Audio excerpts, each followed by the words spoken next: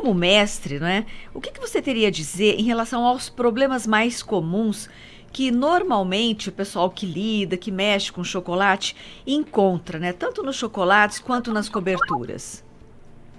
Muito boa pergunta, Érica. Vamos lá. Bom, são vários problemas que podem acontecer, porque o chocolate, ele é, como se diz, ele é de lua, né? Ele tem É. o seu temperamento ali. Então, o chocolate, ele é temperamental, como eu sempre falo.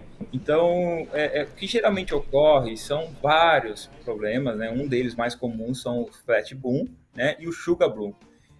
Não sei se vocês já tiveram essa experiência de colocar um chocolatinho na geladeira, né, devido ao calor externo, e quando tirar está todo esbranquiçado, né? Sim. Sim. Então são os problemas mais comuns as pessoas armazenar aí os seus produtos, tanto chocolate quanto cobertura, né, armazenar na geladeira, e isso ocorre exatamente toda essa variação.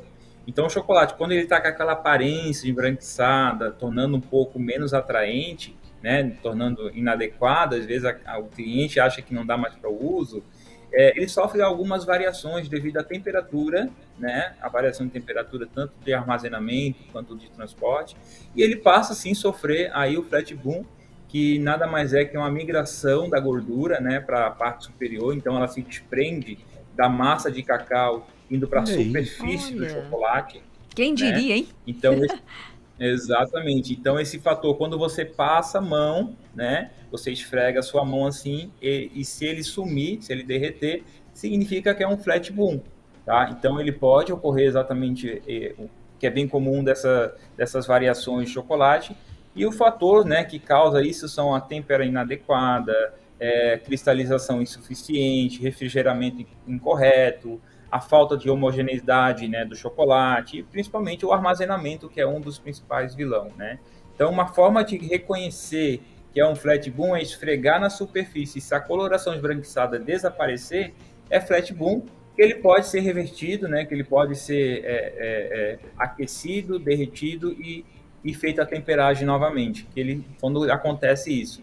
E um outro fator que é muito comum é o sugar bloom, né? Esse efeito ocorre quando o chocolate é armazenado, né, ou transportado em condições de umidade muito Ok. alta, né?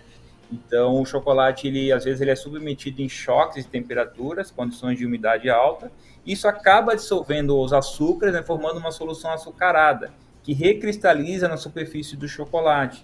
Então, permanecendo esses cristais de açúcar, né, depositados na superfície, ao contrário do flat boom, esse efeito ele não é revertido. Por quê? Eu tenho umidade dentro do meu produto. Então, essa umidade, se eu for aquecer, a viscosidade do chocolate vai ficar muito alta, impossibilitando que ele tenha uma boa fluidez para banhar as casquinhas de bombom, casquinhas de ovo de Páscoa. Então, é sempre muito importante a gente tomar muito cuidado, né, com o tipo de armazenamento, da maneira que você faz a temperagem, para que o seu chocolate não sofra Sim. essas variações, né? Pois é, você falou uma palavra aí agora chamada Temperagem, temperagem, né? que assim chamou a atenção e a gente quer saber o que é temperagem, tá?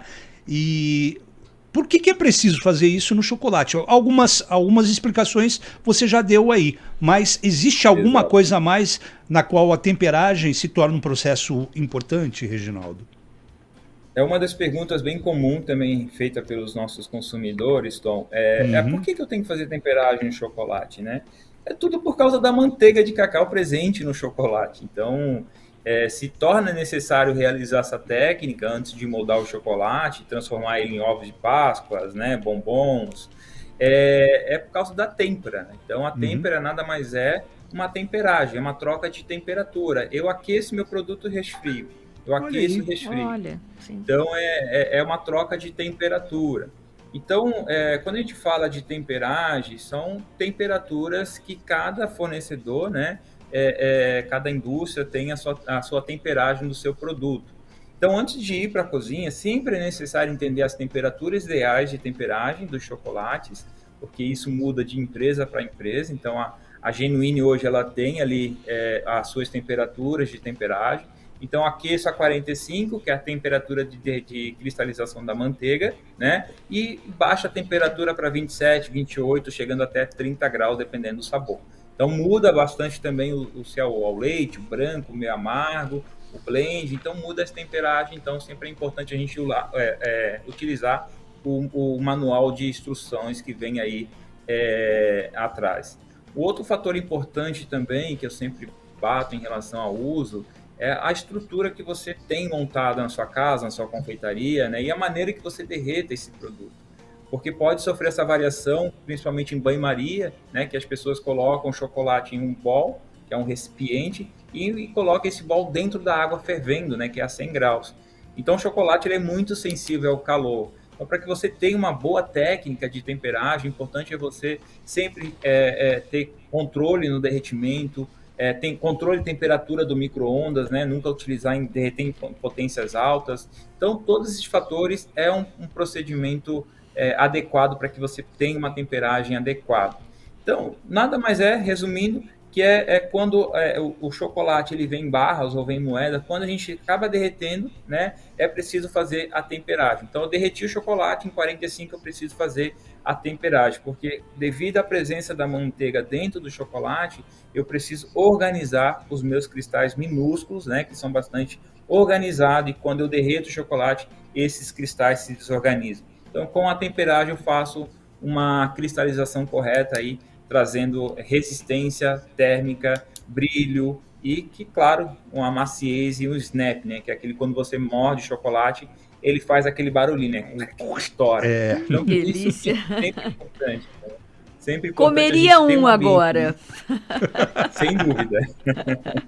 Por isso que depois desse papo. Por isso que é importante a gente sempre ter um ambiente limpo, seco, arejado, com temperatura fresca de 22, 23 graus. Quem trabalha com chocolate vai trabalhar com temperagem. É importante ter uma área climatizada, né? Aí com todo o cuidado, você vai ter super sucesso aí com o seu produto. Caramba, e a forma de temperagem é muita técnica, assim. Então, a forma não imaginava isso não, viu? Pois é. Reginaldo. Uma aula. Uma aula. Não é simplesmente comer, né? É muito simples a gente chegar lá no supermercado e comer o chocolatinho pronto, mas quem trabalha com produto sabe realmente das necessidades, das dificuldades que a gente encontra aí nessa área de confeitarias, né? Enfim. Então é um mundo à parte, é um mundo mágico, como a gente estava se falando, porque o chocolate encanta qualquer um que degusta, né? Que faz essa degustação. Muito maravilha. Bom. Agora, só uma dica, Reginaldo.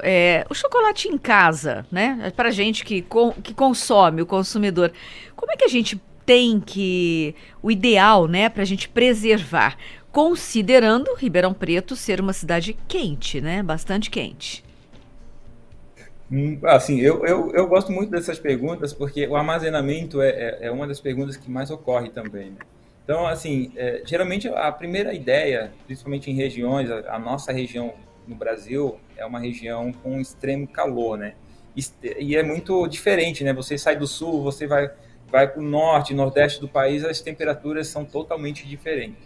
Então, assim, o primeiro conselho que eu dou é nunca armazenar o chocolate em câmara fria ou geladeira, né? Principalmente em geladeira, porque geladeira ela tem uma umidade muito grande, né?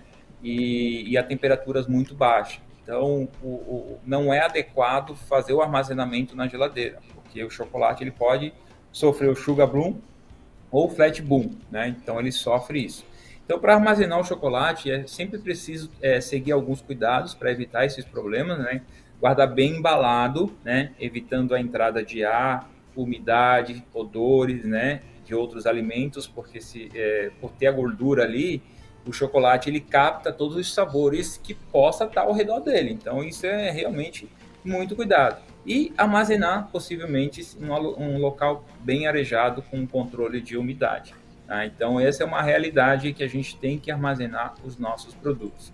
Se possível, se a gente estiver ali no local mais fresco, se não tiver uma área climatizada, o local mais fresco que você possa armazenar aí é o local mais ideal, não na geladeira, tá? Tá certo. Tá aí, ó. Tá vendo? Que aula, hein? Que aula, Tom. Eu nunca mais vou comer um chocolate como eu comia antes. Aliás, nunca mais vou olhar para um chocolate como eu olhava antes. É simplesmente abrir ali e comer. Existe toda uma técnica, uma ciência por trás aí. Que bacana. E é um produto, vamos dizer assim, você falou muito em temperagem, mas é um produto temperamental, né? Delicado. Delicado. E as vantagens das coberturas, Eric e Tom, que do chocolate, é que as coberturas fracionadas, ela não tem essa necessidade de temperar.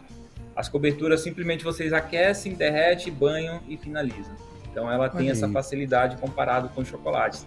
Então, para quem não tem essa estrutura para trabalhar com chocolate, você pode optar pelas cobertura coberturas. que tem exatamente, que tem um sabor aí similar ao chocolate fracionado, ao chocolate puro.